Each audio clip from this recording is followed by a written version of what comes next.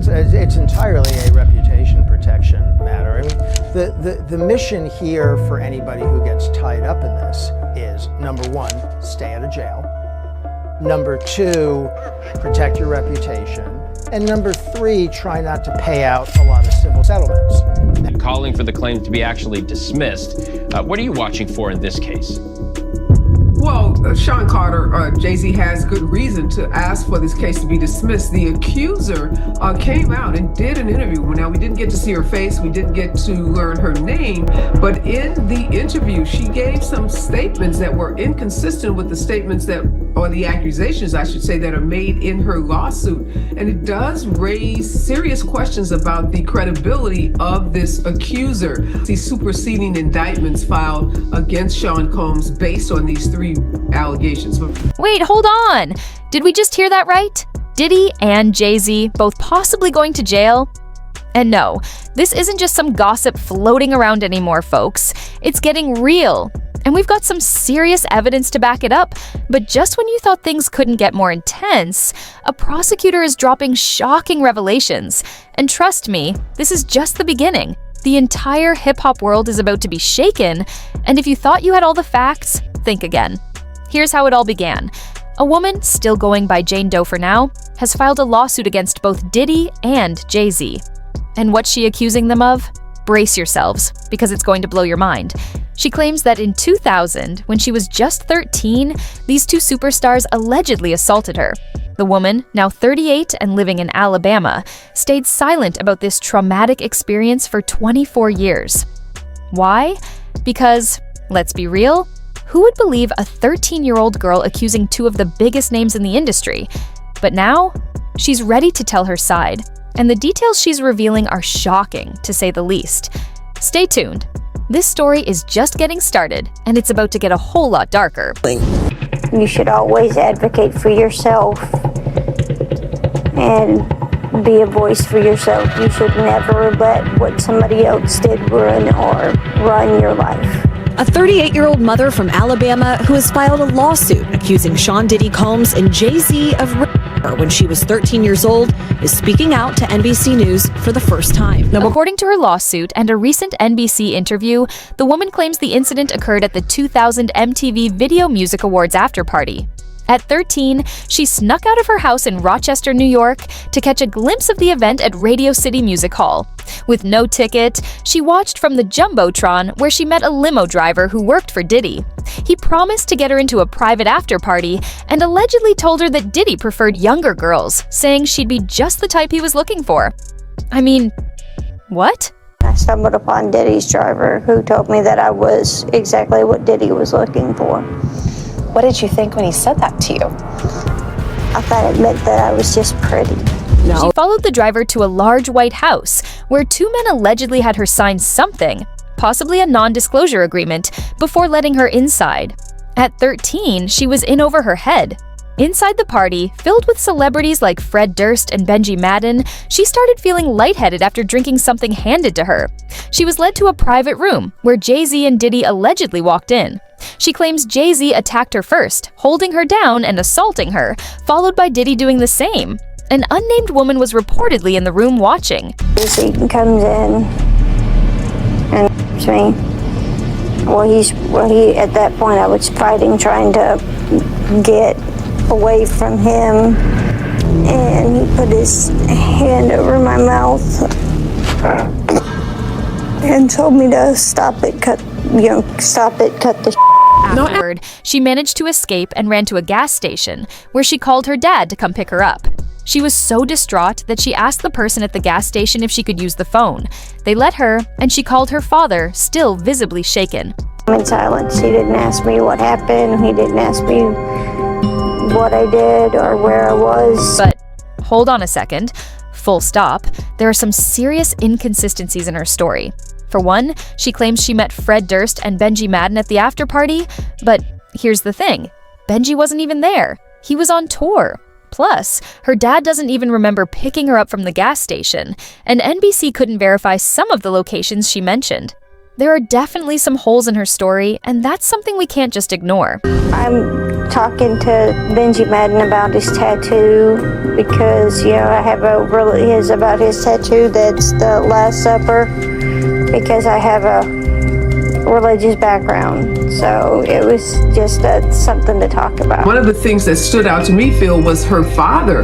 Her father was also contacted by the news media because in her interview, she says her dad picked her up from Sean Diddy Combs' home she said that occurred after, she said, Jay-Z and Sean Combs. Her dad said he had no recollection of this incident. Despite the inconsistencies, she stands firm.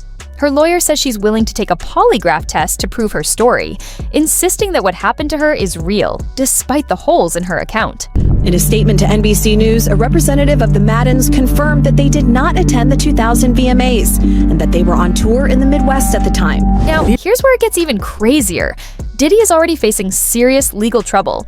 He's been arrested on charges of racketeering and sex trafficking, and his trial is set for May 2025.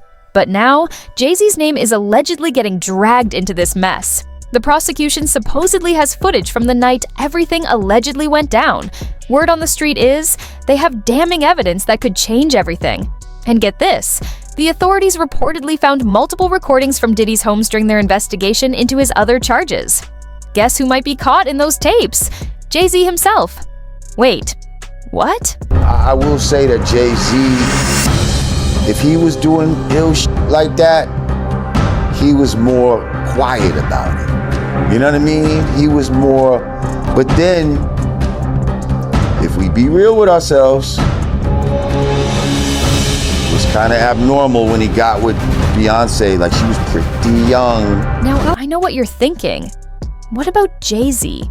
Well, if you dig into this woman's account, especially when you consider Jay-Z's past relationships with younger women like Foxy Brown, his involvement is starting to look suspicious. Let's be real here. Back when Foxy Brown was a teenager, rumors and whispers already swirled about their connection. And now, with all this new evidence coming to light, it doesn't look good for Jay-Z. Hip-hop mogul Jay-Z facing allegation. Sean Carter, his real name, is doubling down against his accuser, saying she's looking for money and fame, releasing a new statement overnight calling for the claims to be actually dismissed. Jay-Z issued a statement rejecting the allegations, accusing Tony Busby of filing the lawsuit for money and fame, claiming it was all about money and fame, accusing him of just trying to make a money grab. He said the incident didn't happen, and yet he filed it in court and doubled down in the press. True justice is coming. We fight from victory, not for victory. This was over before it began. This 1800 lawyer doesn't realize it yet, but soon Jay-Z is not holding back, firmly stating that the lawsuit is just a desperate attempt to make a quick buck. Tony Busby response to Jay-Z. Yes. And he did. So he responded two ways. So he posted on Instagram, he posted a photo of himself. This is a photo of Attorney Busby when he was a platoon commander. Yep. Yeah, so Jay-Z had referenced that in the response that we read, basically saying, like, you're supposed to be this noble man, but what are you doing? You shaking down people for money? But that's not all. Diddy's legal team also fired back, dismissing the lawsuit as another shameful money grab. They pointed out that this isn't the first time someone from Busby's camp has been exposed for involvement in a shady situation. If their claims are true, this could mark the beginning and end of the case, according to their statement. Today, for the second time this week, a Busby plaint has been exposed. This is the beginning of the end of this shameful money grab. This is getting wild, y'all. With both Jay-Z and Diddy fighting back with such strong denials, it's clear they're preparing for a long battle in the courts and the media. As we know, Jay-Z isn't just letting these allegations slide, but now things are getting even more intense. Jay-Z is allegedly going after the victim's lawyer with some seriously shady tactics.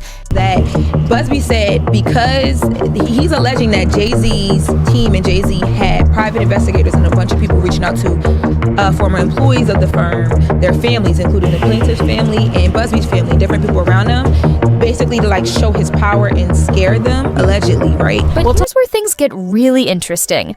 Tony Busby, the lawyer representing the accuser, says that Jay-Z's team has been using intimidation tactics to silence him and his family. Busby went public, claiming that Jay-Z's people have been harassing him, offering money to former clients to sue him, and even trying to discredit him. Is this just a coordinated smear campaign? Busby doesn't hold back, saying that this effort isn't about finding justice, but about distracting from the real allegations. It says that Jay-Z failed to mention that his law firm sent them a demand letter, and in that demand letter, they never asked for a penny, they just asked for mediation. Now, I will say I did reach out to Attorney Busby's office to clarify what would the mediation be about, because normally when you mediate, you want to come to an agreement. The agreement is normally money. Here's where it gets shady. Busby claims Jay-Z's team isn't just focused on the case, they're allegedly running a smear campaign. He says they've been harassing his family and even offering money to former clients to sue him. According to Busby, that's not just dirty, it's illegal. What you are seeing played out now is a coordinated and desperate effort to focus the public's attention on me personally to avoid attention on the allegations being made by my clients. Classic deflection move. Busby fired back with a Shakespeare quote, "The lady doth protest too much, methinks." Yep, he's calling Jay-Z out for a desperate distraction from the real issue, the allegations. Busby says it's a guilty person who can't stop protesting. Bottom line, he and his client are not backing down. Let me be clear, we will not be bullied or intimidated by these shenanigans, and our clients won't be silenced. Things are really heating up. The prosecutor says it's no longer just about the allegations, it's about the shady tactics behind the scenes. Quinn Emanuel is accused of going after family members and trying to discredit the case. It's getting way too personal. Now, Tony Busby's calling out the defense for being aggressive, but not in a justice-seeking way. Now, Busby says that investigation has crossed the line, that Quinn Emanuel's investigators are doing things they shouldn't do. They're going after clients, they're going after family members. So it's gotten awful personal and awful chippy real quick. The prosecutor says Quinn Emanuel will claim they were just doing their due diligence. But really, they're attacking Busby instead of the allegations. They're trying to paint him as a fancy ambulance chaser just looking to cash in on fake claims. They will argue, I mean, first of all, they're arguing that Busby is a bad guy. They're arguing basically that Busby is a very fancy ambulance chaser. And he is out trying to generate clients, and that in this case, client means person who would like to get a check from Sean Combs or Jay-Z. It's a classic distraction move. Instead of focusing on the allegations, the defense is allegedly shifting the spotlight to Busby, calling him a money-hungry lawyer just looking for a big payday. The prosecutor says it's just like the Deshaun Watson case, where lawyers were accused of aggressively generating claims, not seeking justice. It's the same kind of thing we saw in the Watson case, where the allegation is that he's being too aggressive in soliciting and generating claims, and that the driving motive is not making things right for the victim as much as generating large settlements and large collections for his law firm. Here's the thing, Jay-Z's name is already out there, and honestly, no one's shocked. We all knew there were other big names allegedly involved in these parties, and it was only a matter of time before someone else got called out. The prosecutor's not surprised either, saying with all the speculation, it was bound to happen. I find surprising. So we knew that there are other people allegedly involved in these. We knew that there were other people involved. We surmised that there were going to be some high-profile names involved. And, you know, I've seen rampant speculation about Jay-Z and about other people. I don't know if any of it's true. Nobody knows if any of it's true. So I'm not too surprised to see his name pulled into this. As for Busby's approach, the prosecutor thinks his public statement about having 100 clients lined up against Diddy was probably just to grab the defendant's attention. With all the details coming out, the victim's account, the prosecutor's take on Jay-Z's involvement, and his aggressive attack on Busby, it's starting to look like Jay-Z might be in serious trouble. It's getting harder to deny, and the more Jay-Z goes after Busby, the more it seems like he's trying to clear his name. If he were really innocent, why all the intimidation tactics? Why not just let the case play out in court? Instead, he's using every trick to discredit the lawyer and avoid the real allegations.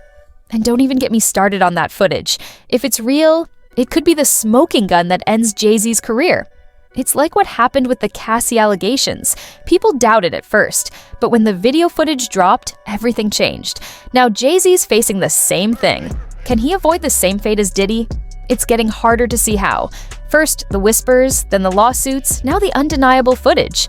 If it's real, it could be the end for him. So the big question is, Will Jay-Z end up behind bars like Diddy? Are we about to see the end of their careers? How much longer can they deny the truth with all this evidence piling up? Let me know what you think in the comments below. I love hearing your thoughts, so drop them down. And if you haven't already, smash that like button, hit subscribe, and turn on your notifications so you won't miss the next juicy update. You're going to want to see what's coming next. Check out the video at the end of the screen for even more tea.